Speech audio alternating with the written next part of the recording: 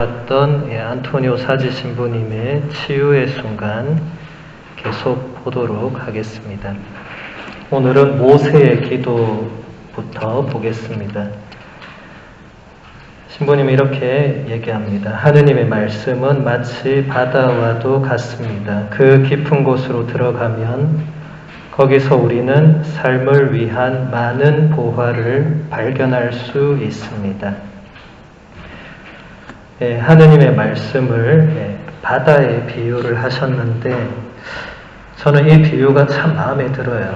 우리가 지금 날마다 성경 말씀을 읽으면서 하느님의 말씀 그 깊은 바다 안으로 우리가 잠시 들어가서 여러분 바닷속에 엄청 뭐가 많죠, 그죠?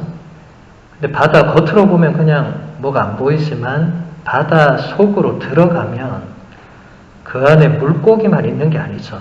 뭐가 엄청나게 많죠. 하느님의 말씀도 그와 비슷하다는 겁니다. 단순히 성경책만 볼 때는 뭐 별거 없는 것 같은데 책 한 권인데 그 안으로 여러분들이 제대로 들어가면 그 안에 수많은 보화들이 있다는 거죠. 아마 지금 여러분이 한 6개월 정도 지금 성경을 읽고 묵상하시면서 그런 것을 조금씩 느끼는 분들도 계실 것이고 뭐 그렇지 못한 분도 계실 건데 뭐 그건 크게 중요하진 않습니다.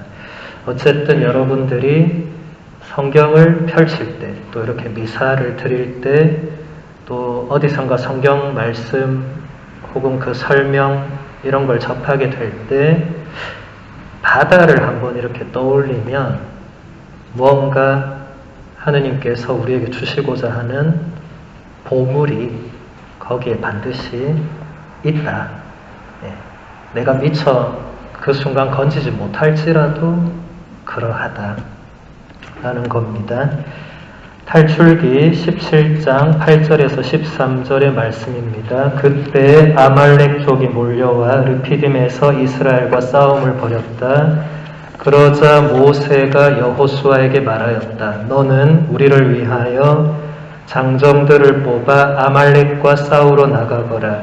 내일 내가 하느님의 지팡이를 손에 잡고 언덕 꼭대기에 서 있겠다. 여호수아는 모세가 말한 대로 아말렉과 싸우고 모세와 아론과 후르는 언덕으로 올라갔다. 모세가 손을 들면 이스라엘이 우세하고 손을 내리면 아말렉이 우세하였다. 모세의 손이 무거워지자 그들은 돌을 가져다 그의 발 아래 놓고 그를 그 위에 앉혔다. 그런 다음 아론과 후르가 한 사람은 이쪽에서 다른 사람은 저쪽에서 모세의 두 손을 받쳐주니 그의 손이 해가 질 때까지 처지지 않았다. 그리하여 여호수아는 아말렉과 그의 백성을 칼로 무찔렀다. 사지 신부님의 해설을 보겠습니다. 여기서 승리는 모세의 강한 믿음으로 이루어진 일입니다. 믿음의 승리인 것입니다. 하느님의 승리입니다. 승리는 여호수아의 강하고 날카로운 무기 덕분이 아닙니다. 모세의 겸손한 기도 덕분입니다. 그 모아진 손들이 하늘을 떠받친 것입니다. 우리 삶이 지닌 겸손한 처신이 하느님의 기적을 가져온 것입니다. 이 이야기에서 승리가 누구 덕분이냐? 신부님은 모세의 믿음 덕분이다 이게. 그리고 모세가 겸손하게 본인의 믿음을 이렇게 기도로 표현했고 여기서 아주 아름다운 표현이 나오죠. 모세의 그 모아진 손들이 하늘을 떠받쳤다. 모세가 이렇게 손을 계속 들고 있는 걸 한번 상상해 보시면 양옆에서 아론과 후르가 그 손을 받치고 있고 모세가 그때 뭘 했겠어요? 정말 간절하게 겸손된 마음으로 하느님께 기도를 올렸겠죠. 근데 옆 사람이 팔을 받칠 정도였으면 그 시간이 꽤 길었단 거죠. 그렇죠? 여러분 양팔 묵주기도 해본 분은 이 팔 들고 기도하는 게 얼마나 힘든 일인지 잘 아실 겁니다.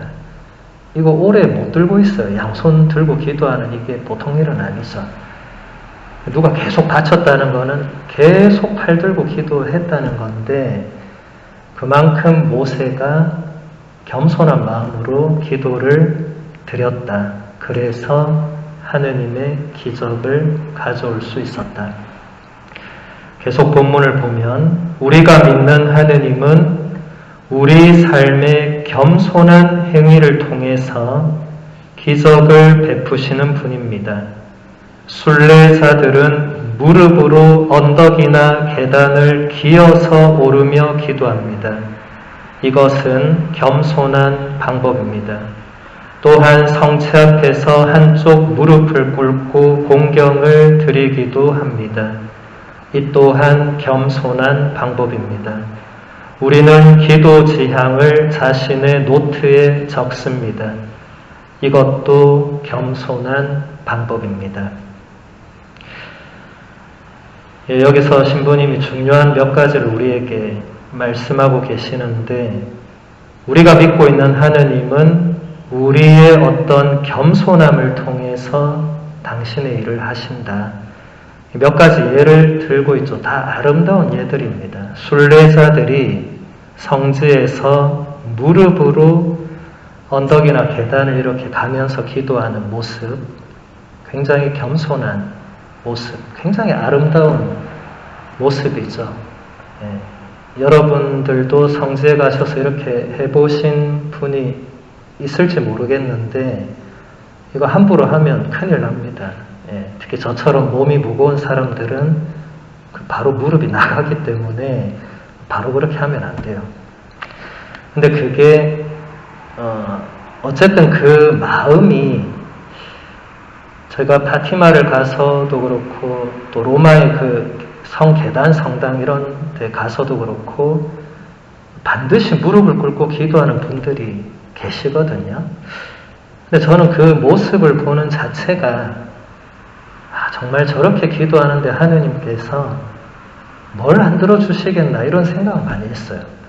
저는 뭐 그렇게 하지는 못했지만 그 모습을 보는 것만으로도 하느님의 마음을 충분히 느낄 수 있는, 그래서 여러분이 다음에 성지순례 가시면 이제 코비드가 좀 완화되면 여러분 개인적으로나 뭐 우리가 같이 뭐 갈 기회가 분명히 있을 건데 어디를 내가 안 간 곳을 간다 이런 차원이 아니라 가서 그 순례자들의 겸손함을 같이 느끼고 배우는, 성지순례는 그런 것도 크거든요.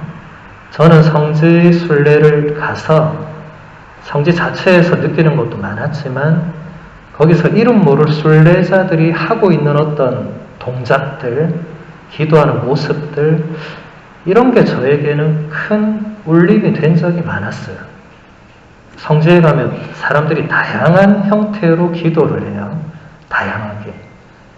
뭔가 그분들이 뭔가 하느님께 청하는 모습들인데 똑같은 모습은 하나도 없어요. 다 뭔가 다양하게 그 성지에서 시간을 보냅니다. 그 모습을 보는 것만으로도 저는 많은 걸 느꼈어요. 그 지금 사주신 분님도 그걸 한 겸손한 행위로 얘기를 합니다. 또 성체 앞에서 무릎을 꿇고 공경을 드리는 것은 서양 신자들은 누구나 하는 거죠. 우리 동양인들은 이 무릎 꿇는 게 우리 예의 범절에는 이게 없죠. 그래서 우리는 이 깊은 반절로 이렇게 공경을 표하고, 여기 서양 미국이나 유럽 사람들은 다 성체 앞에서는 반드시 무릎을 꿇는, 이게 그대로 우리 미사 전례 안에도 들어와서 우리가 거양 성체 때와 성체를 모시기 직전에 여러분들이 다 같이 이 장괴 틀을 내려서 무릎을 꿇죠. 아주 겸손한 거죠. 그 신비의 절정의 순간에 그냥 가만히 서서 보는 게 아니라 나를 가장 낮추어서 그 신비를 맞아들이는 거죠. 그리고 기도 지향을 자신의 노트에 적는다.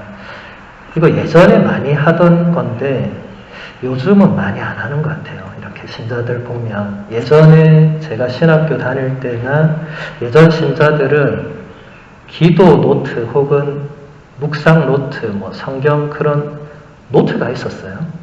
그래서 거기에 어떤 본인의 그날 하루의 어떤 기도의 지향이나 이런 걸 적고 나중에 거기에 대해서 내가 어떻게 기도했고 어떤 응답을 받았고 이런 것들이 좀 있었는데 요즘 우리가 잘 하지 않는 부분입니다.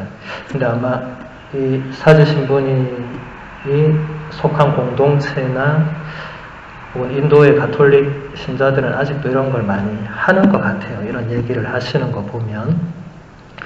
그 또한 겸손한 방법이다. 그래서 여러분들이 각자 뭐 수첩이나 노트 이런 게 있으면 뭐 거기에 뭐 적을 게 있겠죠.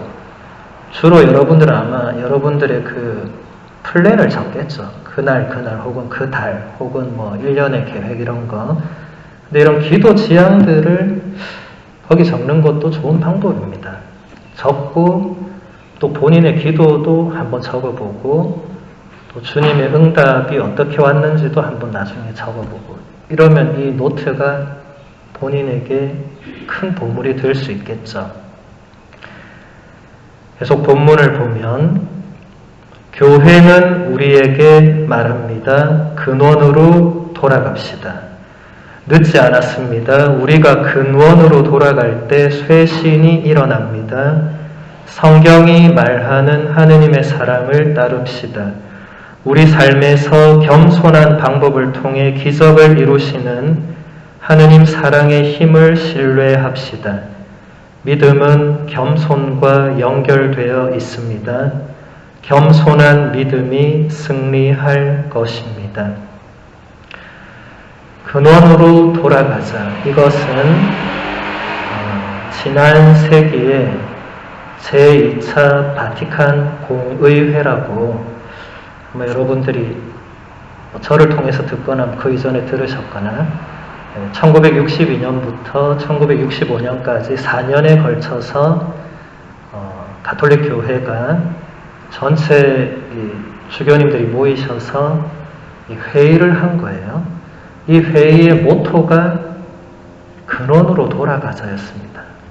그동안에 교회가 뭐가 문제였는지 이걸 살피고 원래 모습으로 돌아가자. 그래서 제2차 바티칸 공의회에서 가장 많이 인용한 분들이 초세기 교부들이었어요.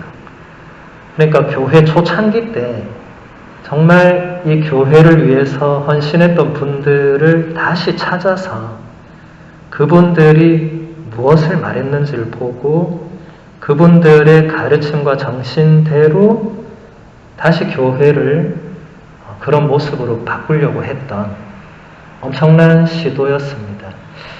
지금 제2차 바티칸 공의회가 끝난 지 지금 60년도 안 됐죠. 그런데 우리 신자들한테 제가 제2차 바티칸 공의회 이렇게 얘기하면 잘 모르시더라고요. 이게 한 600년 지난 거면 모를 수 있지만 60년도 안 됐는데 여기 계신 분들은 어린 시절에 성당 다닌 분들은 그게 열릴 때 성당 다닌 분도 계실 거고 우리 부모님이나 조부모님들은 그게 열리기 이전부터 다닌 분도 계시는데 얼마 안 된 거죠. 그래서 제가 기회가 된다면 언젠가 제가 우리 이 본당에 있을 때 그 제2차 바티칸 공의회 문헌들을 제가 이렇게 좀 소개할 수 있는 그런 시간이 있으면 좋겠다. 그건 저의 인간적인 계획이고 뭐 하나님께서 또 어떻게 하실지 모르지만 왜냐하면 그 공의회가 너무 중요한 공의회였거든요. 여러분들 집에 제2차 바티칸 공의회 문헌이란 책이 있는 분 한번 손들어 보세요. 집에 그 책이 있다. 아무도 없으시네요. 그 책이 있습니다. 두께가 성경하고 좀 비슷한데 그러니까 여러분들이 집에 책이 없을 정도로 이게 지금 여러분들에게 뭔가 전혀 전달이 안 되고 있는 거예요. 예. 그래서 이거는 한번 우리가 한번 생각해 봐야 될 문제입니다. 예. 우리가 공의회라는 게 교회 지도자들이 뭔가 이렇게 결정을 해서 우리 교회 전체에 적용시킨 거거든요. 뭐 예를 들어서 우리 성당은 아주 공의회 결과물이 여기 제대에 잘 나타나 있어요. 우린 제대가 2개잖아요. 여기 하나 있고 저기 벽에 하나 있고. 제2차 바티칸 공의회 이전에는 이 제대가 없었습니다. 예, 벽에 있는 저 제대밖에 없었죠. 그래서 신부님들은 저 벽에서 등을 돌리고 라틴어로 미사를 했어요. 그런데 제2차 바티칸 공의회 이후부터 제대가 여러분 쪽으로 이렇게 왔어요. 그래서 미사도 사제가 여러분을 향해서 미사드리고 이제 라틴어 미사도 안 하죠. 모국어로 미사를 드리고. 그러니까 이런 변화들이 그냥 이루어진 게 아니라 이거 엄청난 4년 동안 회의한 거예요. 그러니까 그런 신학적 의미와 이런 거를 4년 동안 교회 지도자들이 그 바티칸에 모여서 엄청나게 회의하고 토론하고 준비하고 해서 결정한 겁니다. 그래서 근원으로 돌아가는 게 어떤 의미인가를 그 공유의 문헌을 통해서 배울 수가 있고, 여러분들이 얼마든지 책을 사서 읽을 수도 있습니다. 한국말로도 다 번역되어 있어요. 영어로도 다 있고, 원하시는 분은 사서 읽으시면 됩니다. 사제 신부님은 우리가 근원으로 돌아갈 때 쇄신이 일어난다고 말합니다. 이 근원과 쇄신은 항상 연결이 되어 있어요. 제2차 바티칸 공의회도 첫 번째 목표는 근원으로 돌아가는 거였는데 그 목표는 결국 교회를 쇄신하는, 이게 이태리어로 린노바지오네라고 다시 새롭게 하는, 우리는 항상 다시 새로워질 필요가 있습니다. 우리 해마다 부활절에 세례 서약을 갱신하는 것도 다시 새로워지기 위해서죠. 여러분 혼인 서약을 갱신하는 것도 다시 새로워지기 위해서죠. 다시 새로워진다는 것은 우리가 인간인 이상은 뭔가 이렇게 가만히 있다 보면 적응되고 안주하게 되고 그러다 보면 나태해지게 되고 이런 거를 겪는단 말이죠.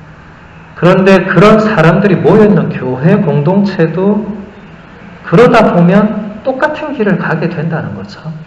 그러니까 뭔가 새로움이 필요하다.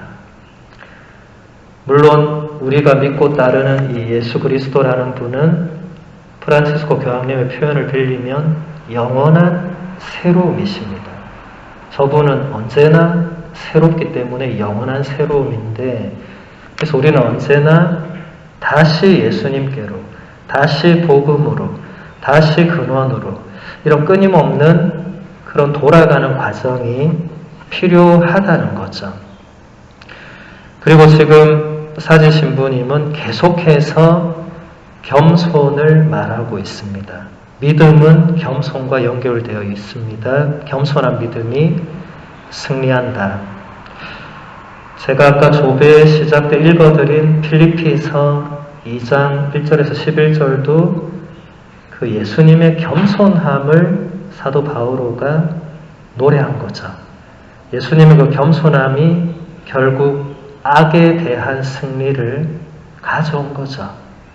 우리가 여전히 악에 빠지고는 있지만 예수님께서 우리와 똑같은 인간의 몸으로 끝내 악의 유혹에 지지 않고 십자가에서 이제 승리를 거두신 것을 노래하는 거죠. 그래서 겸손한 믿음이 언젠가는 이길 것이다. 여러분, 우리의 신앙은 영적인 전투라고 제가 자주 말했죠. 이건 제 말이 아니라 전혀 교회 역사의 그 수많은 성인들, 영성가들이 늘 썼던 표현입니다. 왜냐하면 우리가 신앙생활 제대로 하려고 하면 매일 싸워야 돼요. 누구랑 싸우냐면 본인 내면에 있는 뭔가랑 싸워야 돼요. 여러분들이 하루에도 수십 번 겪는 일입니다. 기도하려고 하면 잠이 온다든지, 내가 오늘 정말 성경을 읽으려면 유튜브가 확 뭐가 들어온다든지, 이 싸우는 거예요. 그러면 순간적으로 이제 내가 어떻게 하지? 고민하잖아요, 여러분도. 예. 그러다가 끝내 유혹을 물리치면 이기는 거고, 그냥 유혹으로 빠져들면 지는 거죠. 물론 여러분들은 그런 생각 별로 안 하고 그냥 사실 수 있지만, 우리 교회 성인 성녀들은 이걸 매일의 전투로 본 겁니다. 이기기 위해서는 겸손한 믿음이 필요하다. 겸손한 믿음. 이번 예수성심 성월에 우리가 생각해 봐야 될 주제가 아닐까. 예수님의 마음도 겸손한 믿음으로 모든 것을 하셨죠. 우리도 마찬가지로 겸손한 믿음. 조금 있다가 겸손하지 않은 게 어떤 건지도 보게 될 겁니다.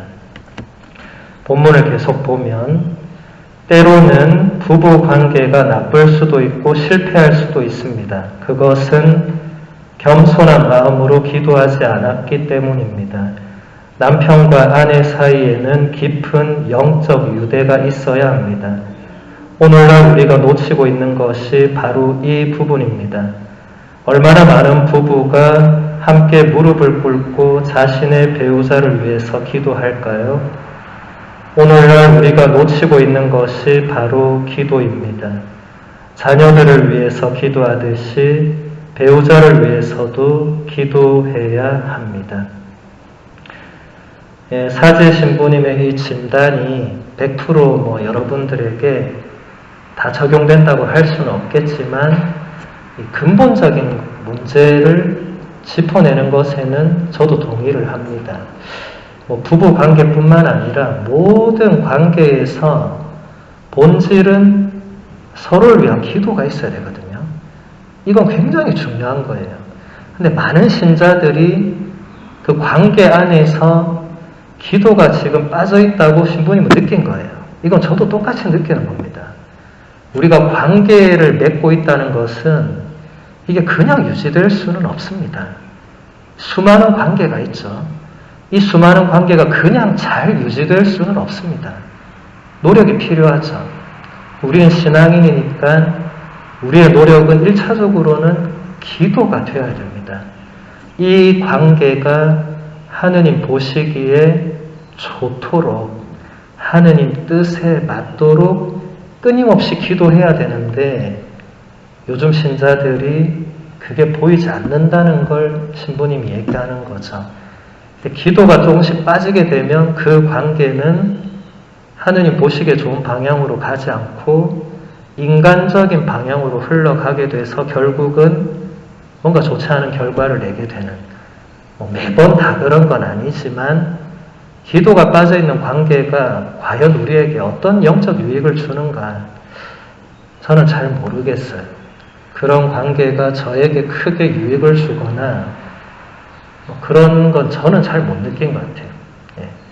물론 제가 맺고 있는 관계는 일단 제가 그 관계 안에서 다 기도를 하니까 뭔가 열매가 있겠지만 반대쪽에 만약 전혀 그렇지 않는다면 이건 쉽게 이 좋은 관계가 유지되기는 어렵겠죠. 본당 신부는 본당 신자를 위해서 매일 기도합니다. 그럼 본당 신자도 본당 신부를 위해서 매일 기도를 하겠죠. 이게 자연스럽게 되면 그 본당이 하느님 보시기에 좋은 방향으로 갈 수밖에 없어요. 근데 그게 뭔가 빠지게 되면 그 본당에서는 뭔가 인간적인 목소리들이 나오게 돼 있습니다. 그러면서 점점 인간적인 목소리들이 커지면 커질수록 흔들릴 수밖에 없겠죠.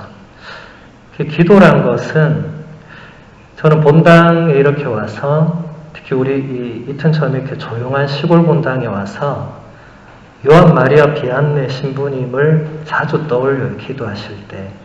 그분이 이렇게 평소에 평일에 여러분들 다 일하시고 이렇게 아무도 없으니까 이 아무도 없는 조그만 성전에서 거의 24시간을 무릎 꿇고 기도를 하셨어요.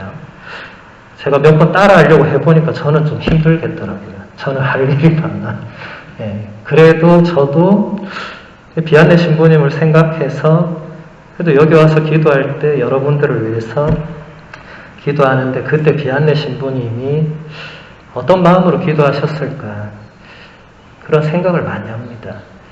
왜냐하면 비안내 신부님 때는 신자들 상황이 여러분처럼 훌륭하지 못했어요. 다 신앙을 내팽개치고 그 당시에 막 지금 우리로 치면 이제 뭔가 디스코텍 같은 이런 문화들이 그때 이제 막 생겨나기 시작했어요.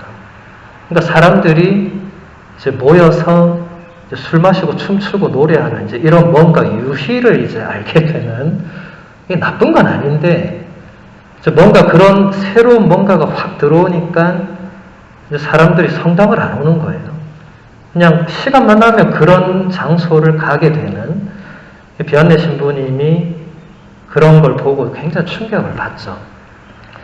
왜냐하면 신부님이 부임을 했는데 그 아르스 가보신 분 없죠? 예. 아르스는 가기 쉽지 않습니다. 거기에는 프랑스에서도 상당히 시골인데 우리 이튼보다 훨씬 시골이라고 생각하시면 돼요. 예. 그 신부님이 부임을 했는데 신자들이 아무도 안 오는 거예요. 부임은 했는데 다 어디 갔나 보니까 다 이제 그런 데 가서 춤추고 노래하고 술 드시고 있는 거예요. 그럼 뭐 오라고 한다고 오겠어요? 안 오겠죠. 그러니까 신부님이 그때부터 이 성전에서 무릎 꿇고 하루 종일 기도를 하기 시작했어요. 하루 종일. 신자들을 위해서. 이게 몇 년 만에 효과를 거두었겠습니까? 그게 정확하게 나오진 않습니다. 근데 제가 생각할 때 아마 오랜 시간은 신부님의 기도는 별로 효과가 없었을 거예요. 기도한다고 사람들이 당장 달려오면 그게 이상한 일 아니에요. 기도해도 사람들은 계속 거기에 정신 팔려 있었을 거예요. 그런데 뭔가 아주 사소한 뭔가에서 변화가 생겼을 겁니다. 제가 추측하기로는 왜냐하면 그런 게 상세하게 성인전이나 역사책에 나오진 않아요. 그냥 나중에 수만 명이 몰려왔다 이렇게 돼 있죠. 그래서 저는 어떻게 그런 일이 생겼을까? 아주 작은 뭔가가 그 출발점이 되었을 거다.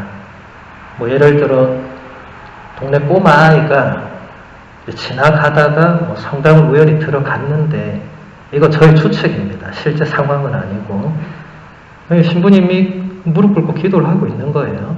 예. 그 모습을 보고 이제 뭐 같이 기도를 했을 수도 있고 아니면 집에 가서 엄마 아빠한테 얘기를 했을 수 있겠죠. 그 성당에 갔는데 신부님이 기도하고 계시더라. 그러면 그 엄마 아빠가 예전에 성당을 열심히 나갔던 분이었으면 아이고 우리가 생각해보니까 신부님 왔는데 성당을 한 번도 안 갔네. 한 번은 가봐야 되겠네. 하면서 갔을 수 있겠죠. 근데 그러면서 비안내 신부님을 찾아오는 사람의 숫자가 늘기 시작합니다. 그리고 찾아온 사람이 그냥 와서 신부님 보러 왔습니다. 처음엔 그랬을 건데 그 다음부터는 고해성사를 청하기 시작했어요. 신부님께. 고해성사를 본 사람이 또 뭔가 좋았겠죠. 그러니까 또 자기 친구한테 얘기를 하는 거예요. 이번에 신부님 한 분이 오셨는데 하루 종일 성전에서 기도만 하고 있고 고해성사 청하니까 잘 해주더라. 야 너도 가봐. 이렇게 했겠죠. 이렇게 해서 이게 모이고 한 명씩 해가지고 이제 나중에 우리가 알고 있는 사실은 이제 몇만 명이 몰려오는 이 시골 성당에 자리도 없이 신부님은 하루에 18시간을 이 고해소에서 나오지를 못할 정도로 그렇게 된 거죠. 그러니까 그 출발점은 신부님의 겸손한 기도가 몇 년 동안 이어졌을지 모르지만 어쨌든 그게 계속 이어졌고 신자들이 처음에는 전혀 거기에 동조하지 않다가 나중에는 신부님을 위해서 기도하는 사람들이 분명히 생겨났을 겁니다. 그러면서 우리가 알고 있는 그런 기적적인 일들이 일어났겠죠. 그러니까 관계 안에서 서로를 위한 기도는 우리가 생각지 못한 뭔가를 이끌어냅니다. 하느님께서 겸손한 사람의 기도를 들어주시기 때문에 가능한 거죠. 계속 본문을 보면 하느님께서 노아에게 말했습니다. 노아야, 잘 지내느냐? 일어나 산으로 올라가서 나를 위해서 방주를 하나 만들어라. 그 말씀을 듣고 노아는 목재와 도구를 가지고 산으로 향합니다. 사람들이 노아에게 물었습니다. 노아야, 어디 가니? 산에 간다. 산에 가서 뭐 하려고? 배 만들려고. 산에서 배를 만든다고? 지금 제정신이니? 배를 만들려면 강가나 바닷가에서 만들어야지 산이라니. 사람들은 모두 다 노아가 미쳤다고 생각했습니다. 그러나 노아는 하느님께서 말씀하신 대로 산으로 갔습니다. 그는 이해 불가능한 것을 믿었습니다. 믿음은 이성을 초월합니다. 방주가 완성되자 큰 홍수가 났습니다. 사람들은 물에 빠져 죽었고 노아와 그의 가족들만 살아남았습니다. 노아가 우리에게 무슨 이야기를 들려줍니까? 노아는 불가능한 가운데서도 믿을 것을 요구하고 있습니다. 우리가 믿음을 지키면서 살 때 때로 사람들은 우리에게 미쳤다고, 어디가 아픈 것 아니냐고 말합니다. 흔들리지 않는 믿음을 지니도록 합시다. 다른 사람들의 말에 좌우되지 않도록 합시다. 구원을 받으려면 하느님의 말씀에만 귀를 기울입시다. 노아의 이야기는 언제나 우리에게 좋은 교훈을 주죠. 지금 신부님이 재밌게 이렇게 풀어내셨는데 사람들한테 미쳤다는 소리를 노아는 아마 수백 번 들었을 겁니다. 그런데도 계속 하느님이 시키신 일을 한 거죠. 결국 그 결과는 미쳤다고 한 사람들은 다 멸망하죠. 노아와 노아의 가족만 구원을 받게 되죠. 우리가 믿음이란 것은 때로는 사람들에게 이런 비아냥이나 비난을 들을 수도 있다는 거예요. 오히려 요즘은 우리가 그런 것에서 굉장히 몸을 사리는 경우가 많죠. 왜냐하면 이게 또 좀 이상한 사람들이 또 요즘 많죠. 좀 이 사입이나 이단이나 광신적인 사람들은 제가 볼 때 진짜 약간 미친 사람들도 있어요. 그러니까 자칫 잘못하면 나도 그 부류로 들어가면 안 되니까 우리가 최대한 절제하고 자제하고 그런 게 있어요. 근데 여기서 지금 안토니오 신부님 얘기하는 거는 그렇게 외적인 걸 말하는 게 아니라 내적인 걸 지금 얘기하는 거죠. 우리도 때로는 세상 사람들이 혹은 내 주위 사람들이 너 너무 성당에 미쳐있는 거 아니야? 할 때 그 말에 그대로 또 따라가면 어떻게 되냐면 아, 내가 지금 성당에 미쳐있구나, 빠져나와야겠구나, 이렇게 됩니다. 그렇게 해서 한 사람 두 사람 다 빠져나가면 비안내 신부님이 처음 갔던 텅 빈 성당이 되겠죠. 근데 누가 그렇게 말할 때 아, 내가 지금 성당에 미쳐있구나, 좋은 거구나, 이렇게 생각할 수도 있겠죠. 요즘은 뭐 성당에 미쳐있는 사람 별로 찾아보기가 어려운데 예전에는 성당에 미쳐있는 분들이 많았어요. 매일 출근하듯이 왔던 분들이 많았어요. 그런 분들이 오셔야 사실은 성당이 돌아갈 수가 있죠. 물론 교포지는 이 현실이 좀 많이 다르기는 하지만 어쨌든 여러분들이 무언가에 미쳐있다는 것은 꼭 나쁜 의미는 아닙니다. 여러분이 뭔가를 열심히 할 때 그게 조금 과하다 싶을 때 이제 미쳤다는 표현이 나오는데 그게 꼭 나쁘진 않아요. 여러분이 잘 아시는 송복모 신부님은 사제성품 모토가 예수가 미쳤다는 소문이 돌고 있다. 이게 모토예요, 모토. 예. 왜 그런 이상한 모토를 정했겠어요? 본인도 예수님께 미쳐있는 그런 사제로 살고 싶다 이런 거죠. 그리고 실제로 그렇게 살고 계시죠. 수많은 좋은 책들과 강의로 사람들에게 많은 영적인 도움을 주고 계시죠. 미쳐있는 거죠. 근데 나쁜 의미는 아닙니다. 좋은 의미죠. 여러분들도 좋은 의미로 예수님께 미쳐야 되겠죠. 노아도 좋은 의미로 미쳐 있었던 거죠. 그런 게 과정적으로 볼 때는 뭔가 우리가 인간적으로 사람들에게 손가락질 받고 할 수 있겠지만 정말 좋게 미쳐 있는 거라면 나중에 하느님께 우리가 받을 상급이 분명히 있습니다. 그래서 여기 사제 신부님이 구원을 받으려면 하느님의 말씀에만 귀를 기울이자. 이건 해석을 잘해야 돼요. 남의 말을 듣지 말자. 이런 건 아닙니다. 남의 말을 듣지 않는 사람은 위험하죠. 독불장군 될 수 있죠. 독재자들은 남의 말을 듣지 않습니다. 본인이 다 결정하죠. 그런 의미가 아니라 남의 말을 잘 들어보되 거기에 흔들리거나 그러지 말고 중심에는 언제나 하느님의 말씀이 있어야 된다. 그리고 이제 잘 조율을 하고 조절하는 것은 우리의 몫이죠. 여러분이 하느님의 일을 하면 반드시 인간적인 반대 목소리를 듣게 됩니다. 그럴 때 그래 나 같은 게 뭐 이런 걸 하겠어 하고 바로 탁 접어버리면 영적으로는 진보가 안 되는 거예요. 그런 소리가 들릴 때 아 내가 지금 제대로 뭔가 좀 나가고 있구나. 근데 거기서 이제 잘 생각을 하셔야 돼요.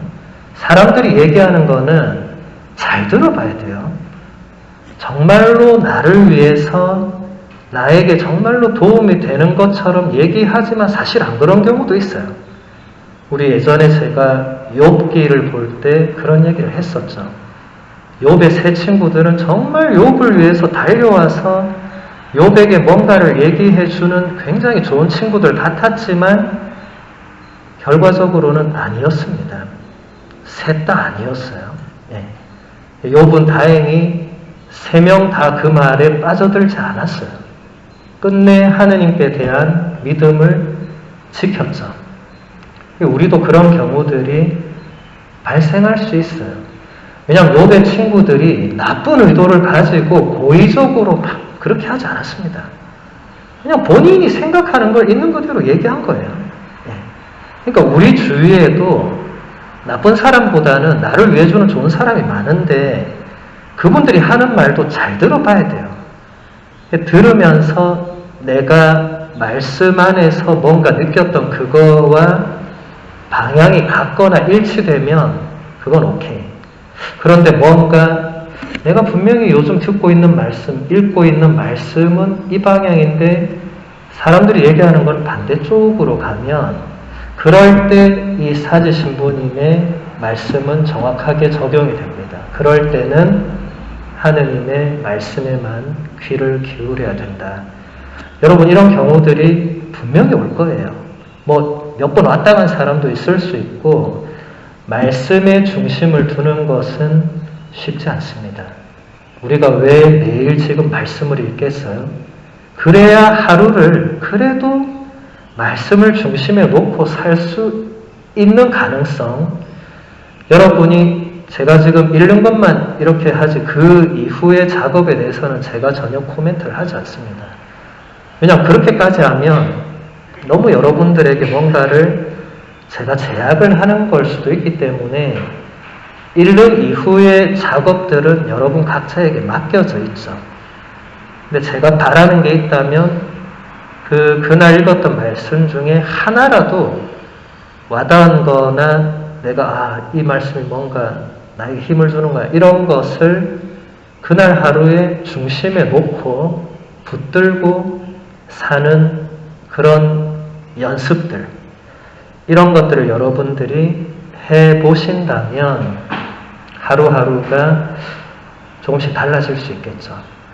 매일 똑같은 삶에 지쳐 계실 건데 매일 똑같은 삶이 똑같지 않을 수 있는 것은 하느님의 말씀이 새롭기 때문입니다. 왜냐하면 우리가 지금 매일 읽어나가는 부분이 매일 다르잖아요. 그거 사실 똑같은 거 매일 읽어도 매일 다를 수 있습니다. 말씀은 똑같을 수가 없기 때문에 그렇죠. 다음으로 믿음의 특성에 대해서 보겠습니다. 성경을 읽고 이해하는 데에는 믿음이 필요합니다. 믿음은 구원을 얻기 위해서 반드시 필요한 조건입니다. 믿음은 우리 안에 하느님께 대한 불타는 열망을 낳습니다. 믿음은 성 바오로나 노아처럼 흔들리지 않는 확신을 줍니다. 또한 믿음은 하느님의 말씀을 그대로 실행하게 합니다. 성경은 우리 삶의 지침서입니다. 믿음의 성장은 그것이 우리 삶에 가져다 주는 이익에 바탕을 두고 있습니다. 우리가 요즘 날마다 성경을 읽고 이해하는 작업들을 하고 있는데 첫 번째 가장 필요한 것은 믿음이다. 아우구스티노 성인은 믿기 위해서 이해를 하라고 했고 또 조금 있다가는 이해하기 위해서 믿으라고 말을 했어요. 그러니까 우리가 성경 말씀을 통해서 하느님의 뜻을 알아가는 그 여정에서 믿음은 굉장히 중요한 역할을 합니다. 이건 제가 성경학교 할 때도 몇 번씩 얘기했어요. 믿지 않는 사람이 성경을 읽으면 그리스 로마 신화보다 재미가 없고 수준이 너무 떨어지기 때문에 결국 안 읽고 책을 덮게 됩니다. 아우구스티노 성인이 본인이 그런 체험을 절실히 했었죠. 믿음이 없을 때 책을 읽었더니 이게 아무 도움이 되지 않았던 겁니다. 근데 믿음을 가지고 교회에 대한 믿음과 확신을 지니고 성경을 읽으니까 이게 완전히 다르게 오는 거예요. 그러니까 여러분들도 성경 구절에서 이해가 안 되고 이런 부분들이 없을 수 없죠. 지금 제가 읽어도 똑같습니다. 이해가 안 되는 부분은 이해가 안 됩니다. 근데 이해가 안 되는 걸 내가 다 이해할 수는 없잖아요. 여러분 세상 일도 우리가 다 이해 못하고 내 옆 사람도 내가 다 이해 못하는데 어떻게 하느님 말씀을 내가 다 이해를 하겠어요? 안 되는 건 어쩔 수 없는 겁니다. 그런데 제 경험상 언젠가 내가 그것을 계속 깨닫고자 하는 갈망이 있으면 하느님께서 언젠가 어느 순간에 어떤 사건이나 뭔가를 통해서 그걸 깨닫게 해주시더라고요. 불현듯 이게 그거구나 이렇게 깨닫게 되는 순간들이 오더라고요. 그래서 여러분 성경을 읽을 때 지금 우리가 구약을 읽고 있기 때문에 대단히 어렵습니다. 왜냐하면 우리가 구약에 대한 기본 사전 배경 지식이 별로 없는 상태에서 지금 계속 6개월을 내리 달려오고 있잖아요. 그래서 아마 여러분들이 읽으면서도 내가 이걸 왜 하고 있나 이런 생각도 들 거예요. 그게 이 1년의 과정은 굉장히 힘든 여정입니다. 근데 지나고 보면 아마 여러분들의 이 신앙 여정에서 이번 1년은 굉장히 크게 좌우할 겁니다. 앞으로의 신앙에도 굉장한 밑거름이 될 겁니다. 그러기 위해서 이 모든 시간들을 제가 마련을 하고 있는 거니까 그래서 여러분들이 지금 사지신부님의 표현처럼 우리가 이 정도로는 안 되겠지만 그래도 성경이 내 삶에 어떤 좋은 영적인 지침이 된다는 그런 믿음과 확신을 지니고 있으면 하루하루 읽어나가는 그 시간이 마냥 고통스럽지만은 않을 것이고 특히 요즘은 시편이잖아요. 시편은 우리가 정말 그 시편으로 기도를 할 만큼 성물도로 기도하는 분들은 매일 시편으로 기도하는 거잖아요. 예수님도 매일 시편으로 기도를 하셨고 그러니까 이게 남의 기도가 아니라 우리의 기도, 자신의 기도가 될 수 있는 요즘은 그게 좋은 여정이 또 될 수가 있겠죠. 본문 한 부분만 더 보면 더 나은 땅에 대한 희망이 이스라엘 백성으로 하여금 이집트 노예 생활에서 떠나게 했습니다. 믿음의 성장은 우리 삶에 더 이익이 되는 것을 의미합니다. 우리는 지금보다 더 좋은 것이 아니면 지금의 삶을 떠나지 않을 것입니다. 우리가 더 좋은 땅을 희망하지 않는다면 지금의 노예 생활에서 떠나려 하지 않을 것입니다. 우리 아이들을 잘못된 삶에서 벗어나게 하려면 그들에게 더 좋은 삶을 보여줘야 합니다. 그렇지 않으면 그들은 노예 생활을 떠나려 하지 않을 것입니다. 노예 생활에서 적어도 고깃국을 얻어 먹을 수 있고 얼마간의 즐거움을 누릴 수 있기 때문입니다. 이스라엘 백성이 이집트를 탈출하게 된 가장 근본적인 동기는 더 좋은 뭔가가 있다는 희망 때문이었습니다. 그런데 사실 여러분들이 탈출기나 모세오경을 읽을 때 이스라엘 백성이 끊임없이 이집트로 돌아가려고 했던 그걸 기억하실 거예요. 그러면서 불평을 하죠. 모세와 아론에게. 그 불평의 내용을 보면 내가 적어도 이집트에서는 고기를 먹을 수 있었고 거기서도 좋은 게 있었다는 겁니다. 더 좋은 걸 찾아서 나왔는데 광야로 갔죠. 물론 하느님께서 광야로 이끄셨죠. 광야는 더 좋은 게 없는 곳이죠. 하느님께서 일부러 그렇게 하신 거죠. 그러니까 이스라엘 백성이 광야에서 다시 이집트를 그리워하는 것은 인간적으로 보면 이게 당연한 거죠. 그런데 그것을 그 단계를 넘어서지 못하면 정말 더 좋은 것을 얻을 수가 없죠.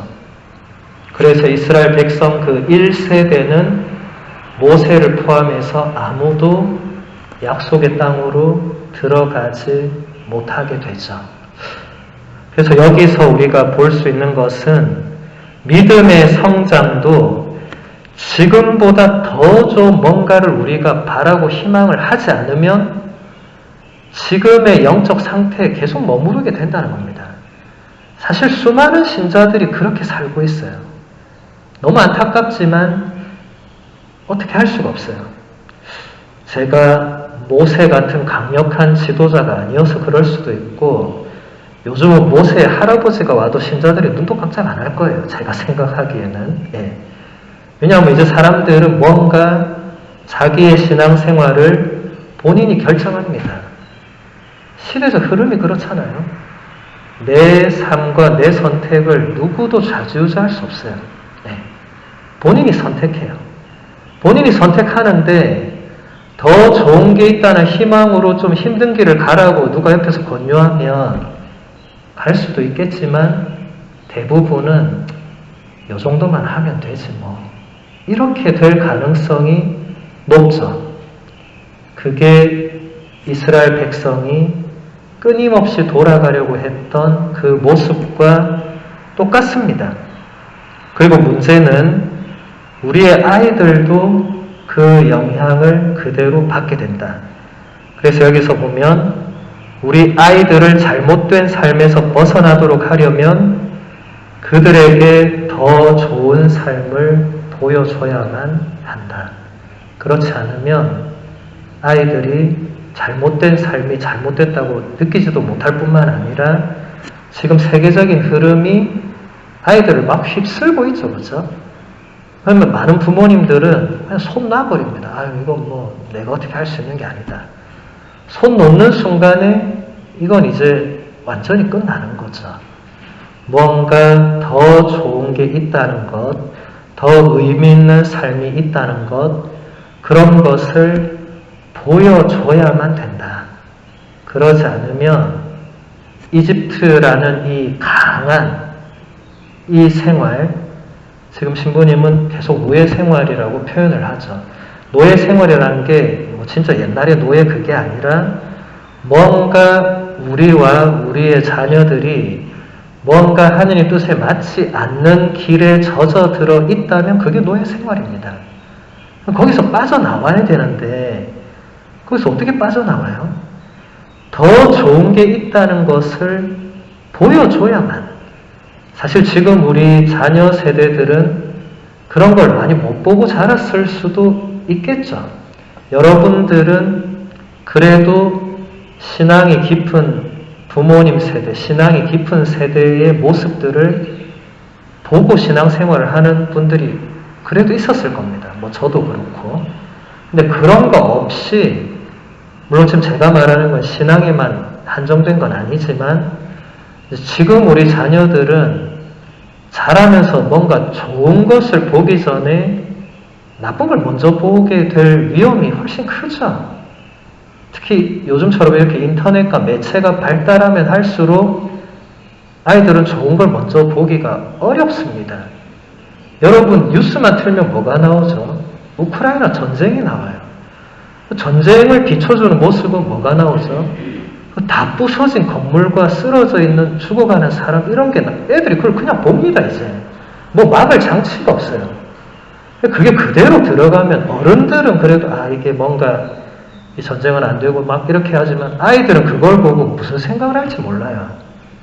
그러면 더 좋은 것을 보여줘야 될 책임은 우리 부모님과 우리 교회 또 이 지도하는 역할에서 그런 걸 해야 되는데 쉽지 않죠. 저도 정말 많은 어려움을 느낍니다. 신자들에게도 좋은 걸 보여드려야 되는데 신자들이 이제 선택은 신자의 몫이니까 이게 쉬운 게 아니에요. 예. 그래서 우리가 이 이집트 노예 생활이라는 게 그 당시 이스라엘 백성들에게만 제한되어 있던 게 아니라 우리도 여러분들 오늘 한번 피정 중에 또 집에 가서 가만 생각해 보세요. 여러분들이 지금 살아가는 그 삶 속에 어떤 습관적인 것들 중에 좋지 않은 것이 뭐가 있는지, 뭐가 있다면 그게 나에게는 이집트고 그게 나에게는 하나의 노예처럼 내가 빠져나오지 못하고 거기 젖어 있는. 그러면 거기서 나오기 위해서는 나도 더 좋은 걸 찾아야 됩니다. 내가 찾지 못하고 거기 계속 머물러 있으면 내 자녀나 내 주위가 영향을 받을 수밖에 없어요. 그럼 다 같이 퇴보하는 길밖에는 남지 않는 거죠. 그래서 오늘 이 피정 동안에 또 6월 한 달 동안에 우리가 더 좋은 것이 뭔가 예수님의 마음을 우리가 느끼고 헤아려 보자고 했는데 그게 우리에겐 가장 좋은 거죠. 이제 그렇게 우리가 자꾸 더 높은 쪽으로 바라보면서 우리의 좋지 않은 부분, 우리의 어둠 이런 것들을 변화시켜 나갈 수 있도록 노력을 해야 되겠습니다. 강의는 여기서 마무리하겠습니다. 영광이 성부와 성자와 성령